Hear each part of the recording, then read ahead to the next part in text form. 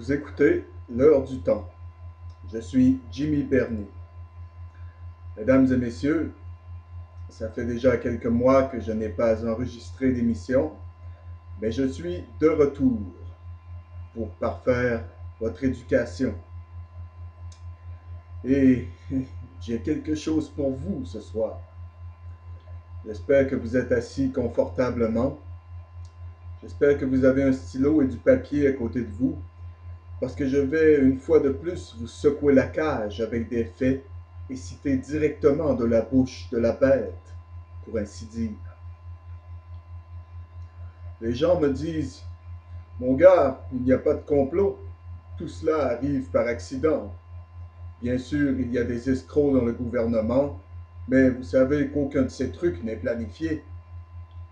Les amis, si cela était vrai, si tout cela se passait par hasard, je ne me souviens pas qui a dit cela, mais quelqu'un a dit, si tout cela se passait par hasard, mesdames et messieurs, la loi de la probabilité ferait qu'une partie de cela, de temps en temps, se passerait en notre faveur.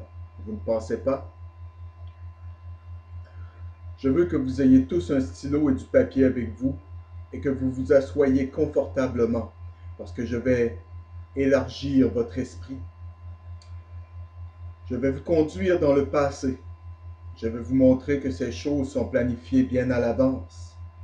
Planifiées, orchestrées par des hommes et des femmes qui concourent à changer le monde en fonction de leur vision d'une fraternité utopique d'hommes, un paradis socialiste sans État-nation, sans frontières nationales, sans religion, sauf une, l'humanisme séculier. Les anciennes religions païennes reviendront avec la promesse que Satan fit à Ève dans le jardin d'Éden, que l'homme lui-même deviendra Dieu. Mais je vous dis ici et maintenant, aucun homme ne sera jamais Dieu.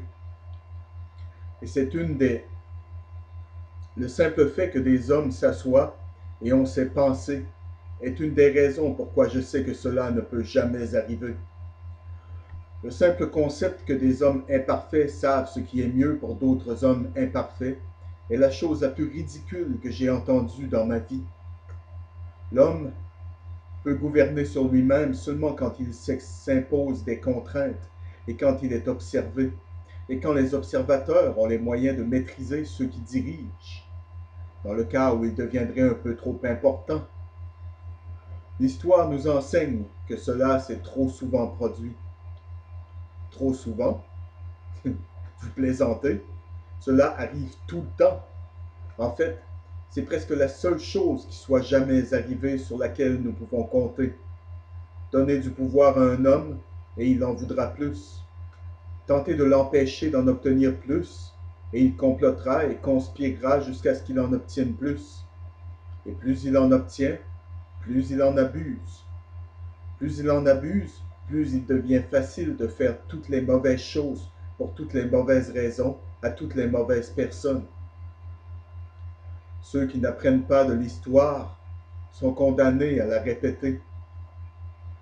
Portez une attention particulière pendant les 40 quelques prochaines minutes.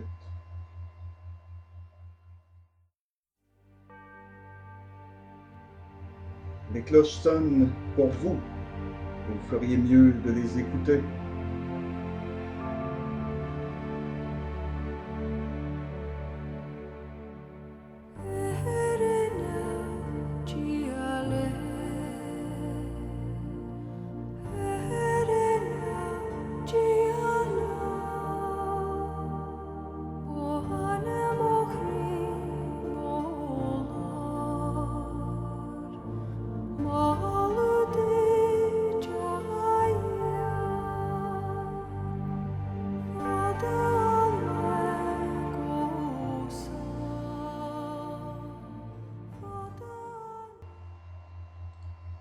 La Société des Rose-Croix est l'union de la Societas Rosicruciana in America, SRIA, le nom latin pour lequel la Société des Rose-Croix en Amérique est en fait mieux connue. La Société des Rose-Croix est une descendante directe, et en Amérique, la branche de la société qui a d'abord été conçue par Christian Rosenkreutz, le pseudonyme ésotérique d'un moine à l'esprit spirituel qui est né en 1378 et mort en 1484. Après de nombreux voyages où il a acquis les structures d'écoles encore plus anciennes, il fonde son premier, deuxième et troisième cercle. Ces cercles ont été les premiers moines connus comme honorable société, et plus tard, elle a été considérée comme la fraternité de la Rose ou l'ordre de la Rose-Croix. Et à partir de ses débuts, mesdames et messieurs, le travail rosicrucien était introduit en Angleterre par Michael Meyer en 1620. Plus tard, en 1646, développé à Londres par Elias Ashmole, William Lilly et George Wharton. En 1866, la société a été réorganisée en Angleterre par le frère Robert Whitworth Little, soutenu par les frères Holland, Whitman et d'autres. La Societas Rosicruciana aux États-Unis a été fondée et promulguée en 1880 par le frère Charles E. Mayer comme le premier mage suprême. Cette organisation est limitée aux membres maçonniques.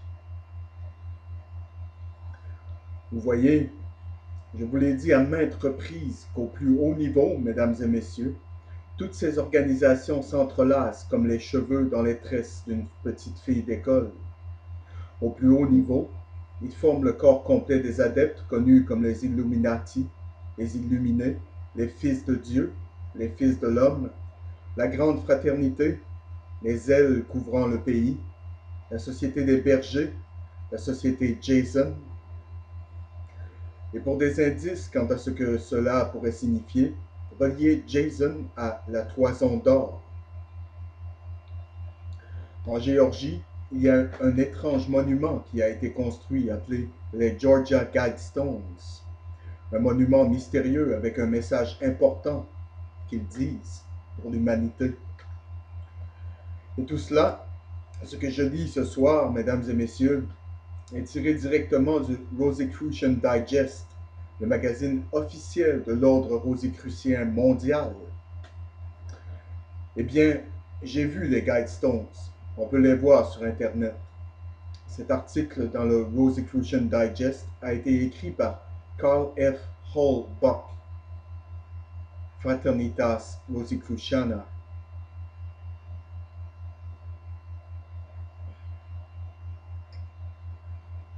Sur une colline en Géorgie se dressent 5 grands blocs de granit, alignés comme Stonehenge avec le soleil et la lune. Atteignant près de 6 mètres de haut, une dalle centrale et 4 dalles angulaires supportent une pierre angulaire pesant 12 tonnes. Des lettres de 10 cm de hauteur qui ont été sablées de chaque côté des 4 dalles formulent le même message en 8 langues: anglais, espagnol, russe, chinois, arabe, hébreu, swahili et hindi. Le message sur ces Georgia Guidestones préconise la préservation de l'humanité et des générations futures. Les commandements sont les suivants, et cela est exactement ce qui est dit sur les pierres, et je cite: « Maintenez l'humanité en dessous de 500 millions d'individus en perpétuel équilibre avec la nature, guidez la reproduction sagement en améliorant l'aptitude et la diversité, unifiez l'humanité avec une nouvelle langue vivante, dirigez la passion, la foi, la tradition et toutes les choses par l'usage de la raison et de la modération. Protégez les peuples et les nations par des lois équitables et des tribunaux justes. Laissez toutes les nations se gouverner librement et régler les conflits internationaux devant un tribunal mondial. Évitez les lois tatillonnes et les officiels inutiles. Équilibrez droits individuels et devoirs sociaux. Privilégiez vérité, beauté, amour, recherche de l'harmonie avec l'infini. Ne soyez pas un cancer à la surface de la Terre. Laissez de l'espace à la nature. Laissez de l'espace à la nature. Et les amis, je ne l'ai pas répété. C'est exactement comme c'est dit sur les Guidestones. Sur les côtés de la pierre angulaire, un message différent est inscrit en 4 langues mortes. Le grec ancien, le sanskrit, le cunéiforme babylonien et les hiéroglyphes égyptiens. Le message implore, je cite, que ces pierres soient les guides vers un âge de la raison. Fin de la citation. Le mystère qui se drape autour des Guidestones a commencé en juin 1979, quand un homme bien habillé et éloquent entra dans le bureau de Joe H. Fendley, Sr., président de l'entreprise de finition Elberton Granite. Il voulait connaître le coût de la construction d'un grand monument pour la préservation de l'humanité. Il se présenta comme Monsieur Christian et dit à Fendley qu'il représentait un petit groupe d'Américains qui souhaitaient rester anonymes pour toujours. Fendley lui dit que cela était une entreprise de gros qui ne gérait pas les petites commandes individuelles. Christian insista, expliquant à Fendley ce qu'il voulait. Un monument d'une taille que décrit Christian qui n'avait jamais été construit à Elberton, bien que la ville, qui se dresse sur un énorme gisement de granit, soit la capitale mondiale du granit. Il dit en outre à Fendley que son nom, Christian, est un pseudonyme qui a seulement une signification symbolique. Fendley devint méfiant lorsque Christian révéla ses raisons pour lesquelles il voulait construire le monument. Il dit qu'il voulait un monument qu'il appelait un guidestone pour la préservation du monde et pour annoncer l'âge de raison à venir. Eh bien, je vais répéter cela, pour annoncer l'âge de raison à venir. Le groupe, il dit, a passé les 20 dernières années à méditer sur le sort de l'humanité et considérait le monument comme un projet allant au cœur même des civilisations actuelles et futures. Devrait-il y avoir un holocauste dans le monde civilisé? Le groupe souhaitait que les Guidestones soient une des choses les plus durables pour aider l'humanité à recommencer à zéro. Christian demanda où était la banque de Fendley's. Sceptique, il le conduisit à son ami et président de la Granite City Bank, Wyatt C. Martin. S'identifiant maintenant comme R.C. Christian, il choisit Martin pour être son médiateur pour le projet, ainsi que la seule personne connaissant sa véritable identité. Il dit à Martin que les parrains avaient planifié le monument pendant des années et que les 10 directives ont été soigneusement formulées comme un appel moral à tous les peuples, sans distinction de nationalité, de religion ou de politique. Il voulait que le monument soit construit dans une région éloignée, loin des principaux centres touristiques, en raison de la disponibilité d'un excellent granit. Il choisit la Géorgie. Martin amena Christian à une ferme à 8000 au nord d'Alberton, sur le point le plus élevé du comté d'Albert, qui repose sur les gisements de granit d'Alberton. Une énorme masse de granit d'environ 56 km de long, 10 km de large et probablement 4 km de profondeur. Ils inspectèrent la ferme de l'entrepreneur Wayne Mullenix, qui se révèle être l'endroit idéal. Christian choisit un terrain de 2 hectares sur la ferme de Mullenix, avec une vue imprenable dans toutes les directions. Quelques semaines plus tard, Martin rejoint Joe Fendley avec un contrat et lui dit que les fonds pour le projet étaient dans un compte de garantie bloqué et qu'il devrait commencer à travailler immédiatement. Martin promit que lorsque le projet serait achevé, il remettrait ses dossiers au sponsor anonyme et que le secret ne serait jamais connu. Supervisé par Fendley et guidé par les exigences strictes de M. R.C. Christian, des travailleurs expérimentés tirèrent des blocs de granit de haute qualité, une pierre rugueuse, solide, durable, un tiers du poids de l'acier, mais 2 ou 3 fois plus lourde que du béton. Les blocs pour la construction pèsent habituellement de 18 à 20 tonnes. Les Guidestones étaient de 10 tonnes plus lourdes. Les 91 mots furent traduits en 7 langues en plus de l'anglais et sablés sur les côtés des grandes dalles, et en mars 1980, le projet était complété. Christian dit qu'il était impressionné par Stonehenge en Angleterre et qu'il voulait que le monument dans le comté d'Albert soit aligné astronomiquement. Les pierres sont placées de telle sorte que certains trous et certaines fentes sont alignés astronomiquement sur le pôle nord céleste, le soleil du midi, et les points de lever et de coucher du soleil et de la lune à l'horizon. Une fente au niveau des yeux dans la colonne centrale permet à un observateur de voir les horizons est et ouest où le soleil et la lune se lèvent et se couchent. Un trou d'un diamètre de 5 cm dans la pierre centrale du sud au nord est incliné à un angle de 34 degrés et pointe vers le pôle nord céleste. L'étoile du nord peut être vue à travers ce trou la nuit. Un rayon de soleil passant à travers un trou dans la pierre de fête forme un point lumineux en dessous. La position du point peut être utilisée pour déterminer le soleil de midi et la date du jour à tous les jours. Une dalle de granit près des guidestones stipule qu'une capsule de temps a été placée sous 2 mètres le espace pour être ouvert le espace, ajoutant au mystère, comme les 2 dates sont manquantes. Un an après l'achèvement du projet, la correspondance finale arriva à Alberton de R.C. Christian et du groupe responsable des Guidestones. Elle se termine par, je cite, « La première étape sera de convaincre un monde incrédule qu'une telle société est désormais possible.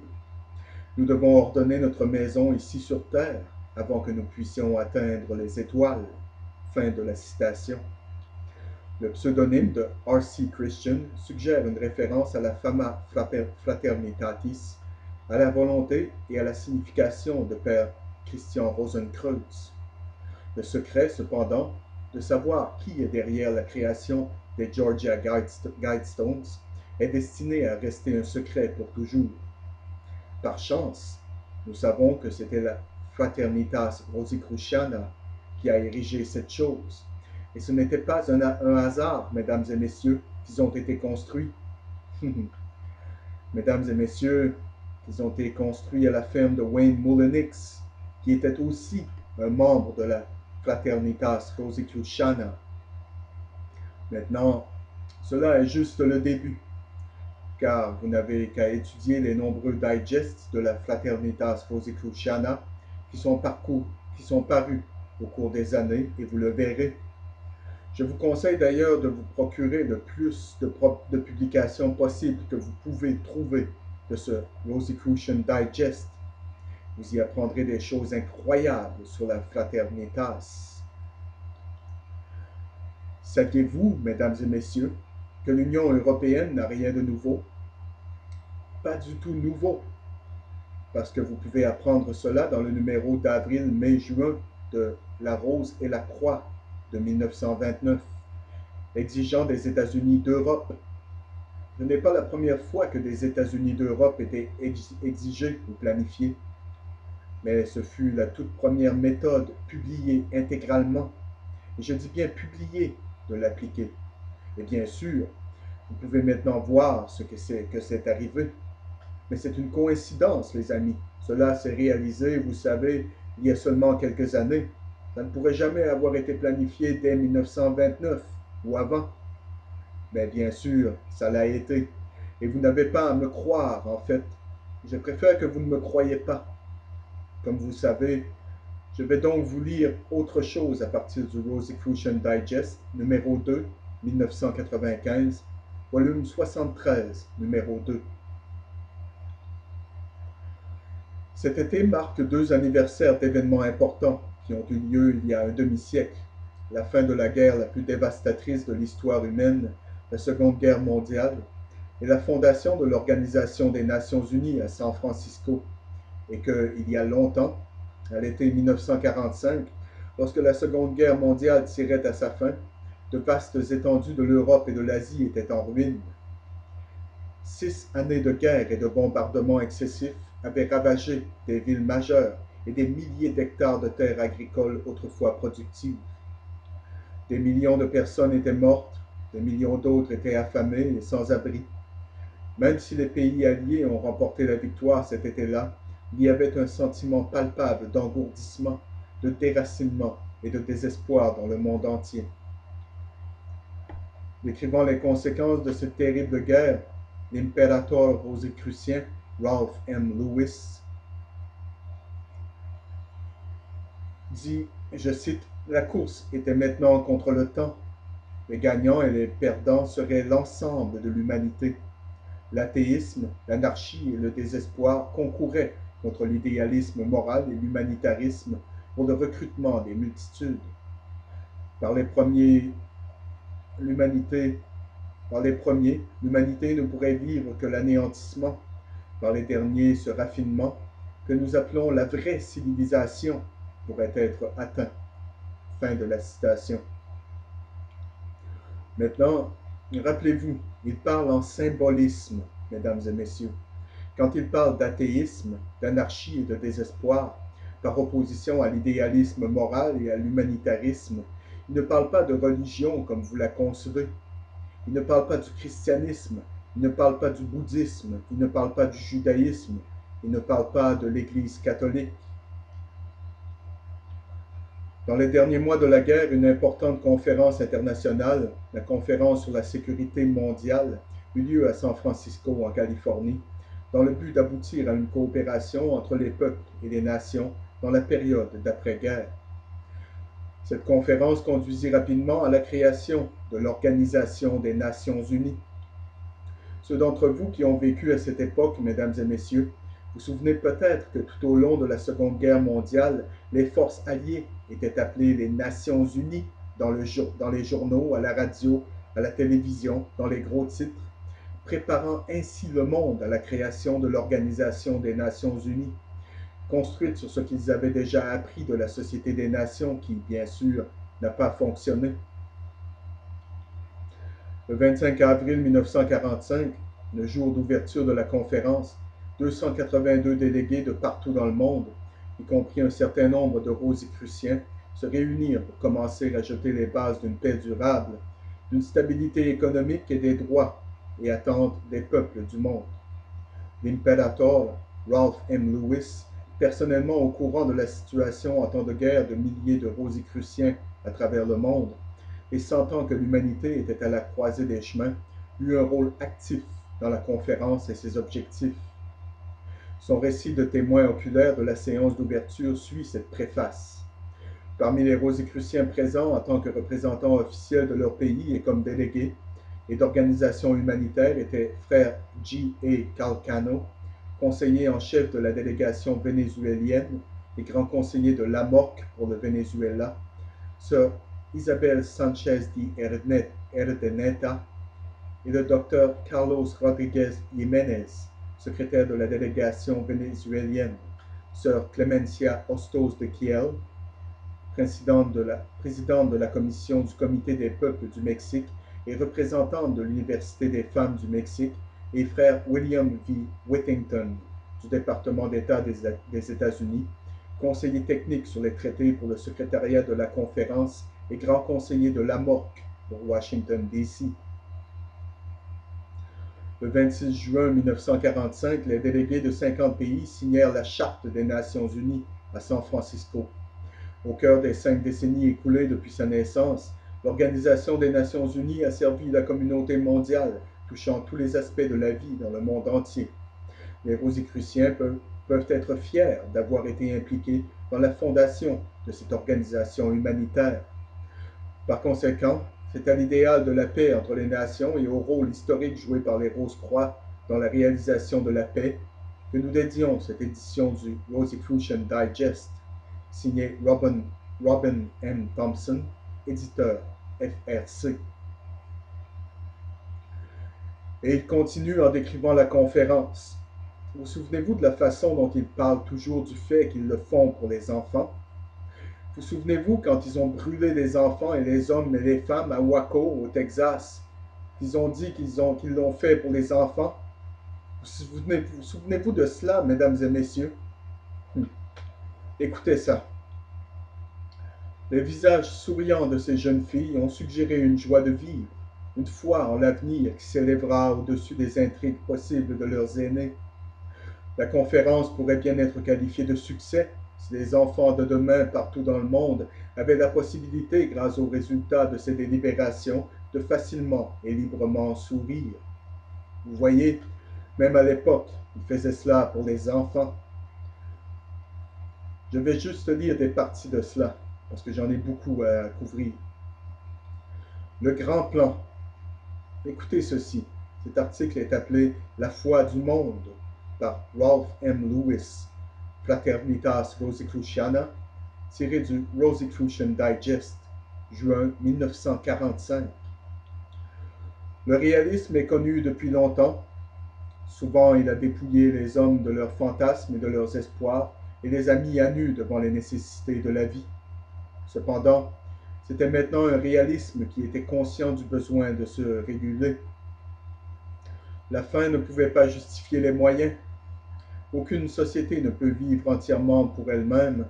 Le poids de ceux que cela pourrait détruire par l'exploitation pèserait sur elle et détruirait tout. Contrairement à ce réalisme, était un idéalisme utopique, basé sur la valeur propre de chaque être humain. Et cet idéalisme est maintenant conçu comme vertueux par tous ceux qui sont conscients du juste milieu entre les actions inappropriées ou excessives. Cet idéalisme imagine un monde où les gens sont censés donner volontiers à leurs voisins sans demander en retour de puissance, de gloire et de richesse supérieure. Cet idéalisme regarde à travers les pulsions instinctives des hommes et leurs faiblesses, mais il voit dans les petits cercles des affaires interpersonnelles comment des millions mentent, trichent et détruisent les moyens de subsistance des autres sans une tentative de discipline personnelle. Pourtant, cet idéalisme demande un ordre social dans lequel un tel comportement serait interdit par des mots. Si soit le réalisme traditionnel ou soit l'extrême idéalisme doit être victorieux, à quoi le monde peut s'attendre? L'espoir semble résider seulement dans un compromis. Quel pourrait être ce compromis? Personne n'ose le prédire. Et j'en saute un peu. Ces derniers, nous pouvons supposer, étaient conscients du drame qui devrait être joué avec cette décision et écoutèrent. Et je saute quelques pages maintenant. Le grand plan. Rappelez-vous, les amis, je vous ai dit qu'il y avait toujours un plan, le grand travail, le grand plan. L'adoption des propositions de Dumbarton Oaks, en général, doit être faite pour remplacer en appel les intérêts personnels et limités de tous ces groupes. Comme dans tout État souverain, les intérêts de l'individu doivent être subordonnés au bien commun, de sorte que les intérêts de ces groupes doivent être subordonnés à l'objectif de la paix mondiale. Il était impossible d'être dissuadé par la pensée négative que peut-être certains de ces groupes, murmurant entre eux, seraient susceptibles d'entretenir un espoir égoïste que l'état du monde pourrait être utilisé pour promouvoir leurs propres buts contre les autres. Cela a été porté à mon esprit par un article paru récemment dans un magazine religieux récent. L'ordre rosicrucien avait des raisons de protester auprès des responsables d'une secte religieuse en raison de leur interprétation erronée de l'ordre dans leur littérature. Dans une réponse dans leur magazine à notre protestation, ils ont conclu que nous étions anti-chrétiens, malgré le grand nombre de nos membres qui sont chrétiens. Le plus dangereux, cependant, était l'espoir implicite qui était exprimé dans le dernier paragraphe de leur article, qui déclarait, je cite, « Il existe de nombreuses sectes antichrétiennes qui emploient la même méthode. Jusqu'à ce que la Constitution des États-Unis soit révisée, nous croyons que nous avons le droit de mettre en garde le peuple chrétien contre ces pièges. » Fin de la citation. Est-ce à dire qu'ils espéraient que la Constitution serait révisée de telle sorte que la liberté religieuse n'existerait plus, et il n'y aurait plus de concurrence, que la liberté d'opinion serait dans le futur extirpée par une disposition constitutionnelle? Pourrais-je me demander si l'un de ces groupes possède actuellement de telles pensées? Maintenant, permettez-moi de vous expliquer d'abord, mesdames et messieurs, la Societas Fraternitas Rosicruciana est antichrétienne, aussi antichrétienne que vous pouvez le concevoir, Et il y a des groupes religieux qui se disent chrétiens qui feraient exactement ce qu'ils craignaient. Je m'oppose aux deux. Je suis pour la liberté de tous les peuples. La liberté et l'indépendance est la responsabilité de chaque être humain sur la face de cette terre, et je m'oppose à quiconque voudrait imposer sa volonté aux autres si ces autres ne violent pas la personne ou la propriété de tout autre être humain. Je continue en sautant un paragraphe. La tension de l'excitation a été démontrée par un incident. Comme la musique jaillit des énormes haut-parleurs, les gens se levèrent immédiatement, imaginant que la première chanson serait l'hymne national. Quand la musique s'avéra être une marche, ils se regardèrent d'un air penaud et réalisèrent que leurs émotions vivifiées avaient influencé leur imagination, et ils se rassirent à nouveau. Et je saute un peu plus loin. Personne ne pouvait entrer sans pièce d'identité spéciale. Le grand public n'était pas admis à moins qu'ils soient des représentants d'organisations reconnues, enregistrés auprès du département d'État pour l'occasion. Et j'en saute un peu plus. Ils représentèrent ce que cette conférence doit empêcher dans l'avenir.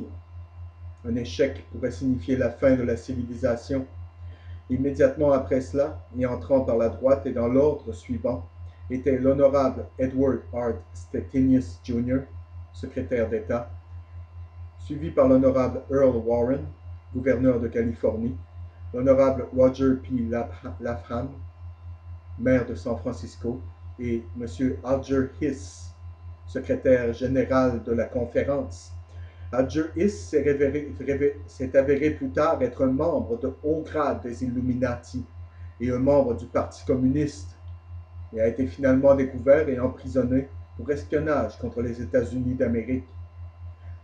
Si vous posez la Charte des Nations Unies à côté de l'ancienne Constitution de l'Union soviétique, elles sont presque exactement identiques. Et je vous demande de ne pas me croire, je vous demande de faire le test. Les deux sont facilement accessibles à toute personne qui souhaite les obtenir. Le public répondit à l'unanimité par diverses réactions aux propos du président quand il déclara, je cite, « Dans vos mains repose notre avenir ». Fin de la citation. Puis, quand il prononça, je cite, « Rendez une autre guerre impossible. Rien n'est plus important que la paix mondiale et la coopération entre les nations. » Fin de la citation. Pendant le discours du président, M. Stettinius se pencha en avant à plusieurs reprises et prit sur le lutrin un verre d'eau dont il prenait des gorgées.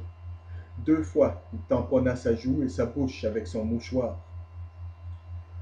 Ceci est tiré de la première page du San Francisco Chronicle, le 25 avril 1945.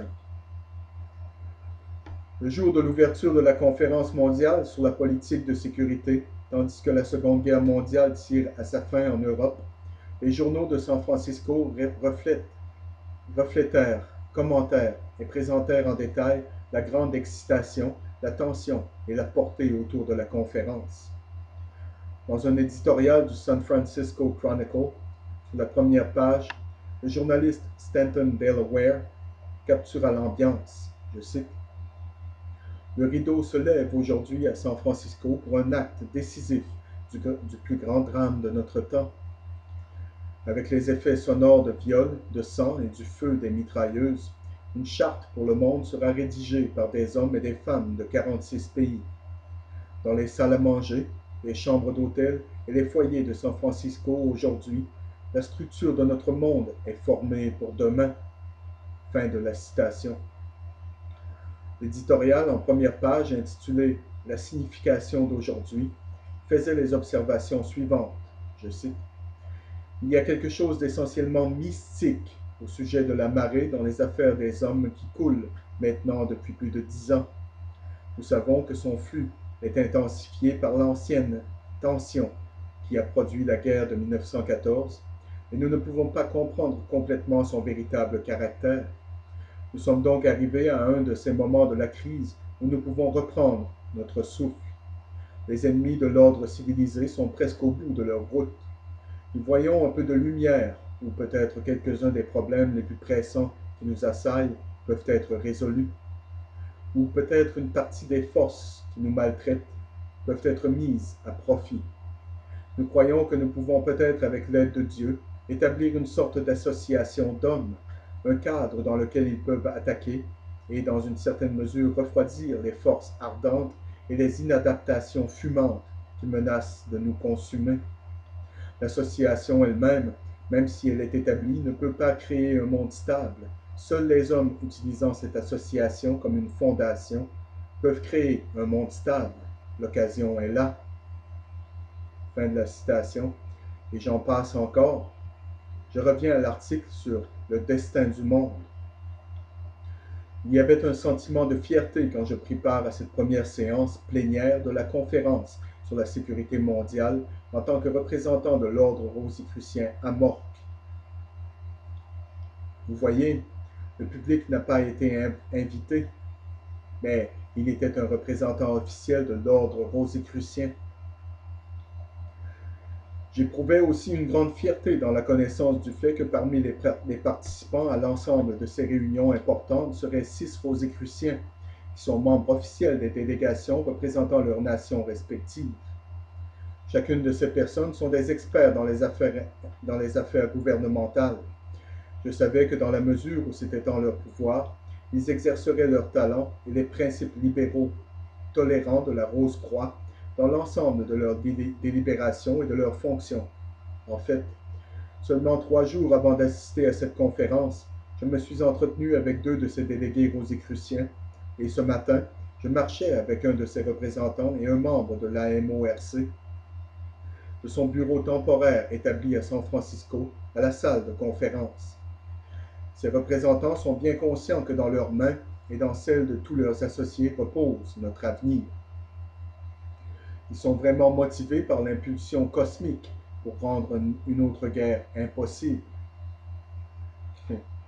Maintenant, mesdames et messieurs, il y a des centaines de confréries abritant tous au sommet de leur pyramide d'initiation ceux qui sont connus comme les Illuminati, la fraternité, l'ordre, si vous voulez, qui ont l'intention d'induire leur version de ce que le monde devrait être, indépendamment de ce que quiconque pense.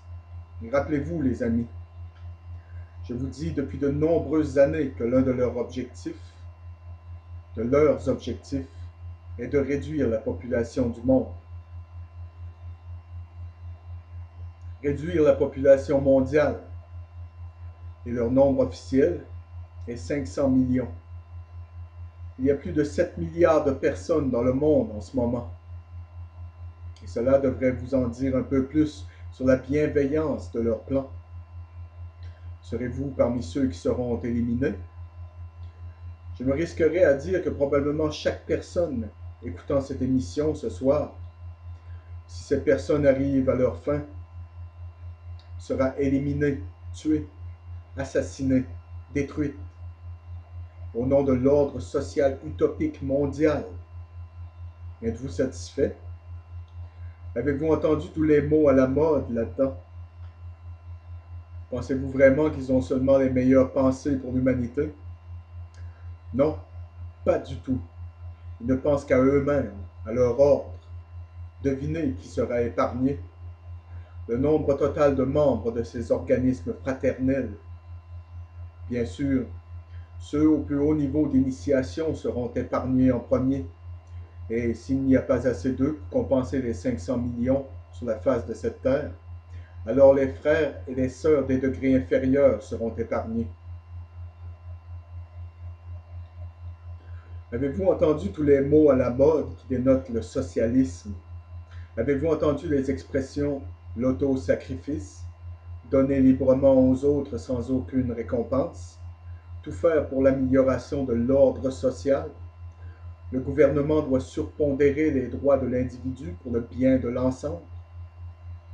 Ce sont toutes des phrases socialistes, marxistes, communistes, qui, pour une raison quelconque, semblent rebondir tout droit sur la tête de la plupart des gens à leur insu.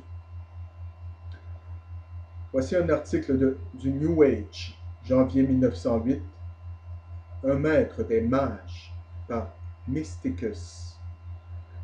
Je cite, La magie est la science traditionnelle des secrets de la nature qui nous vient des mages. Fin de la citation. C'est une citation d'Eliphas Levi. Maintenant, mesdames et messieurs, ceci est le magazine officiel de la juridiction sud du rite écossais de la franc-maçonnerie. Ils enseignent la magie. Ils enseignent la magie. Voici des photos des instruments qu'ils utilisent dans des incantations magiques. La lampe, l'épée, la baguette magique et la faucille. La doctrine centrale de la magie peut se résumer comme suit. Qu'un milieu cosmique immatériel et réel existe, qu'il interpénètre, influence et soutient le monde tangible et apparent. B. Qu'il y a une analogie établie et un équilibre entre ce monde invisible et la manifestation illusoire que nous appelons le monde sensible. C. Que cette analogie peut être discernée et cet équilibre contrôlé par la volonté disciplinée de l'homme, qui devient ainsi son propre maître et dans une certaine mesure directement de son sort, directeur de son sort. Cela occupe la majeure partie de la revue. C'est un article très long. En voici un autre, février 1908. La connexion entre la Rose-Croix et la franc-maçonnerie a fait l'objet de nombreuses discussions. Robert Freckey Gould, dans son condensé Histoire de la franc-maçonnerie à la page 127, demande: les frères de la Rose-Croix, ou leurs précurseurs immédiats, les philosophes hermétiques, ont-ils été le dernier maillon d'une chaîne invisible qui connecte la franc-maçonnerie précoce avec une partie de l'apprentissage maintenant presque oublié de l'Antiquité? Beaucoup de nos éminents étudiants de la franc-maçonnerie étaient et sont de l'opinion que cette question ne peut être répondue que par l'affirmative. Le magazine officiel de la juridiction sud du rite écossais de la franc-maçonnerie. Un franc-maçon ne peut jamais être un chrétien. Maintenant, je ne vous dis pas que vous devez être chrétien. Je ne vous dis pas que vous devez être franc-maçon. Je ne vous dis pas qu'il est mal d'être un franc-maçon ou qu'il est mal d'être un chrétien ou toute autre chose. Je crois en la liberté. Ce qui est mal est quand ces gens se réunissent et décident de mon avenir sans me demander mon avis. Voilà ce qui est mal. Ils se réunissent en secret. Ils enseignent des mystères. Ils ont des poignées de main, des signes et des mots secrets. Ils sont assermentés sous peine de mort, la mort la plus horrible que vous pouvez imaginer, de ne jamais divulguer les secrets de la franc-maçonnerie. Donc, si vous venez me dire, mon grand-père est un franc-maçon et il m'a dit qu'il n'y a rien de tout cela, permettez-moi de répéter cela, crétin. Il a prêté serment sous peine de mort de ne jamais révéler les secrets de la franc-maçonnerie. Comprenez-vous cela? Je me fous que ce soit votre mari, votre frère, votre grand-père, votre père, votre oncle, votre tante ou votre mère. Ils sont assermentés pour mener à bien le grand œuvre. Ils ne sont pas plus chrétiens que ce verre d'eau que je tiens dans ma main, mais chrétiens. Et certains chrétiens ne sont pas plus chrétiens que ce verre d'eau que je tiens dans ma main aussi. Et cela est vrai pour les catholiques, les bouddhistes et tout le monde. La plupart des gens titubent à travers ce monde, ricochant sur les arbres parce qu'ils ne connaissent rien à propos de quoi que ce soit. Ils croient qu'ils connaissent cela. Ils croient qu'ils sont les grands experts. Ils croient qu'ils pensent comme moi quand j'avais 16 ans. Je pensais que je savais tout ça. C'est vraiment bizarre, vous savez. C'est dans l'autre sens. Parce que maintenant, je sais qu'il y a très peu de choses que je sais. Mais je sais que j'en sais plus que la plupart d'entre vous qui sont à l'écoute. Dans ce numéro du New Age, à la page 268, il y a un article intitulé « Le maître des voiles ». Il y est question d'un enterrement à minuit.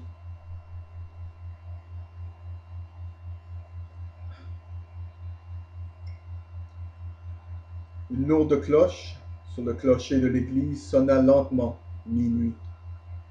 Dans la grande salle de l'édifice sacré, une foule de personnes étaient rassemblées pour assister au dernier obsèque d'un titan. L'ange de la mort planait sur la scène avec des ailes sombres. Dans le centre de la pièce se trouvait un catafalque drapé de noir, sur lequel reposait un cercueil contenant la dépouille mortelle d'une grande âme. Disposés en triangle sur les côtés est, ouest et sud du catafalque étaient des cierges et de grands chandeliers d'argent. Une grande croix de fer était fixée à la tête de ce catafalque. À proximité se trouvait une table couverte de velours noir sur lequel reposaient 7 grands chandeliers, mais sans les lumières, une tasse d'argent remplie de sel et un crâne coiffé d'une couronne de laurier. L'obscurité des appartements était intensifiée par des tissus noirs suspendus.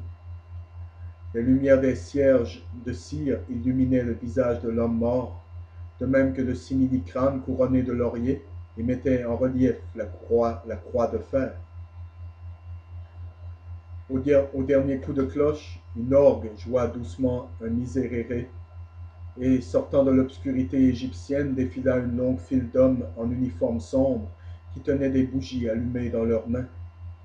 Ils prirent leur place autour du catafalque, le vénérable maître à la tête près de la croix de la Passion. Une trompette retentit au loin et le service commença. Le vénérable maître frappa avec un marteau à 3 reprises sur la croix de fer et appela quiconque à présenter un acte d'accusation contre l'homme mort. Il n'y eut pas de réponse et le procès prit fin avec une déclaration que non pas l'homme, mais Dieu seul est en mesure de juger les morts.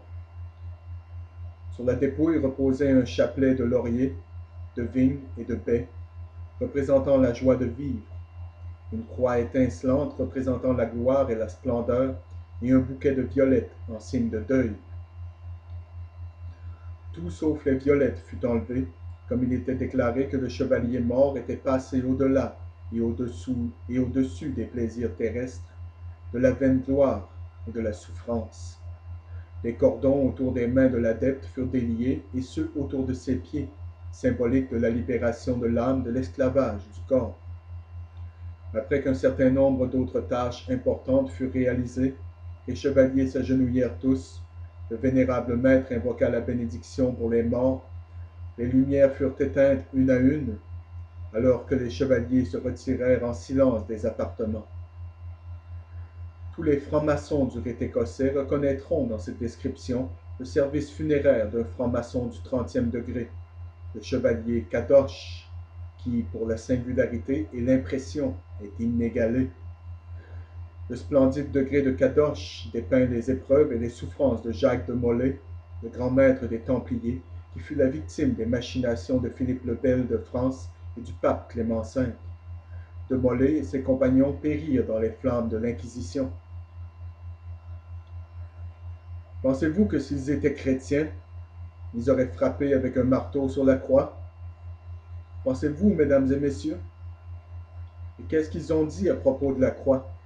Je cite, une croix étincelante représentant la gloire et la splendeur, et un bouquet de violettes en signe de deuil. Fin de la citation. Et si vous leur demandez, ils vous diront qu'ils sont d'un ordre chrétien. Ce ne l'est pas. C'est un mensonge. Ils ont prêté serment de venger la mort de Jacques de Molay et de leurs compatriotes templiers par la destruction de l'Église, mesdames et messieurs, la destruction de tous les États-nations et l'enchaînement de la multitude. C'était l'État et l'Église qui ont détruit leur ordre, qui ont brûlé Jacques de Molay et de nombreux autres membres de haut rang de l'ordre des Templiers en France. C'était le pape et le roi de France.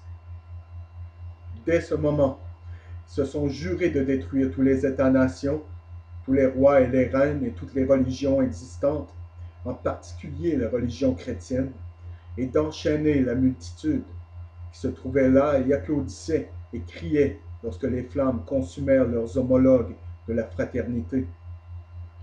Et je pourrais continuer encore et encore et encore, comme je l'ai fait dans le passé, des heures et des heures et des heures de documentation, et j'aime le faire dans leurs propres mots, parce qu'ils ne peuvent jamais réfuter leurs propres mots.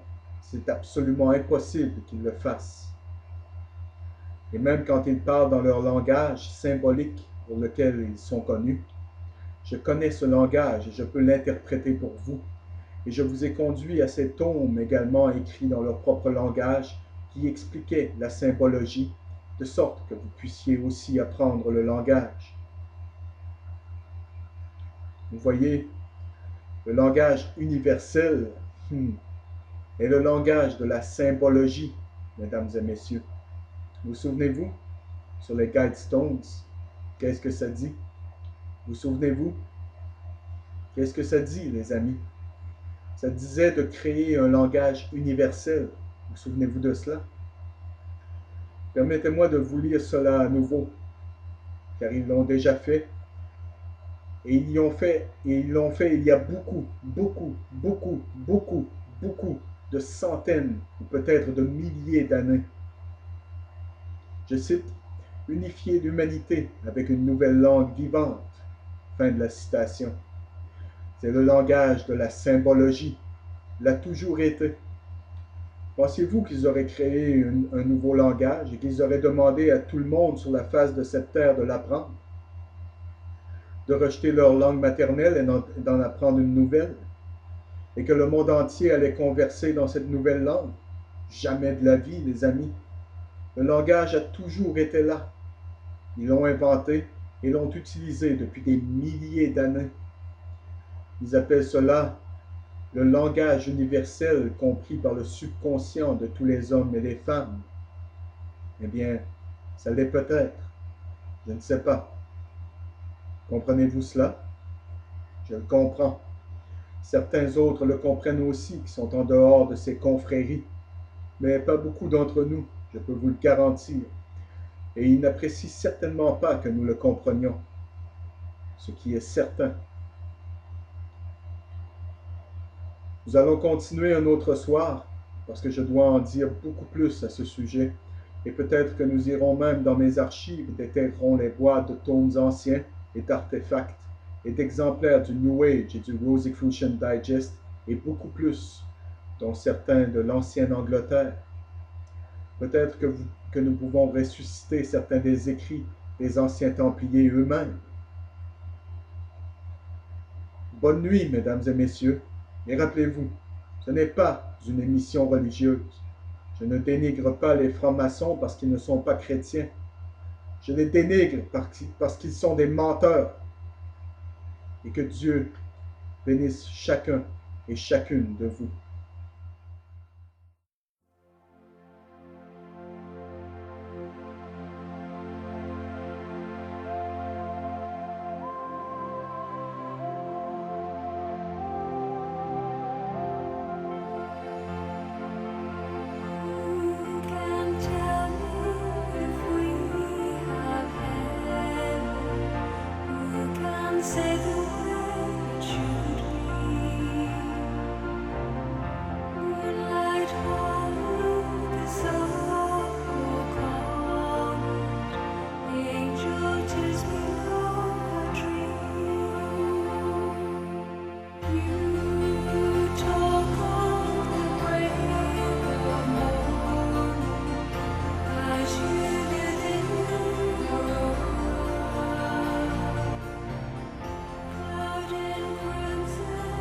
Il est temps que vous vous réveilliez tous, mesdames et messieurs. Vous avez tous été à la recherche de l'ennemi. Ceux qui détruisent ce pays. Vous cherchez toujours sans chercher, et vous cherchez toujours des circonstances accidentelles de façon à balayer le problème. Mesdames et messieurs, si vous voulez savoir ce qui ne va pas avec ce pays, allez dans votre salle de bain et regardez dans le miroir. Vous trouverez le problème et il va vous regarder droit dans les yeux. Si vous voulez savoir qui est l'ennemi qui détruit ce pays, pensez à ceci. Il n'y a aucune armée ou groupe d'armées sur le visage de cette terre qui peuvent apporter leur puissance militaire sur ces rivages et conquérir ce pays. Cela doit se faire de l'intérieur. L'ennemi est votre oncle, votre tante, votre père, votre mère, votre grand-mère, votre sœur, qui appartiennent à ces confréries abritant le cœur et l'âme du socialisme et des Illuminati. Ils sont en train de détruire ce pays de l'intérieur. Et c'est non seulement une fraternité, ce sont toutes ces fraternités. Au niveau inférieur, vous avez un tas d'imbéciles qui se sont joints à une organisation. On leur a dit quand ils s'y sont joints qu'on ne leur dirait jamais à quoi ils se sont joints jusqu'à ce qu'ils soient initiés. Et alors, et seulement alors, pourraient-ils en être informés, lorsqu'ils seraient sous serment, et alors on ne leur en dit que très peu. Ils doivent prouver leur fiabilité et leur compétence, et seulement alors vont-ils progresser dans l'échelle pyramidale de degrés. Seulement les plus dignes de confiance et les plus dévoués aux grandes œuvres et aux grands plans, et à la religion cachée des mystères de l'ancienne Babylone, peuvent espérer atteindre le sommet. Ces hommes occupent les plus hauts niveaux de notre armée, de notre gouvernement, tant au niveau provincial qu'au niveau fédéral, des villes et des comtés. Et vous feriez mieux de les découvrir, et vous feriez mieux de les en extirper. Vous feriez mieux d'être en mesure d'identifier les ennemis de ce pays. Ils sont coupables de haute trahison. Ils se préparent délibérément et méthodiquement à détruire la liberté, à parvenir à un État totalitaire socialiste utopique du Nouveau Monde. Et ils le feront sur les cendres de cette grande nation, je peux vous assurer. Et il n'y aura pas de constitution, et il n'y aura pas de droit individuel.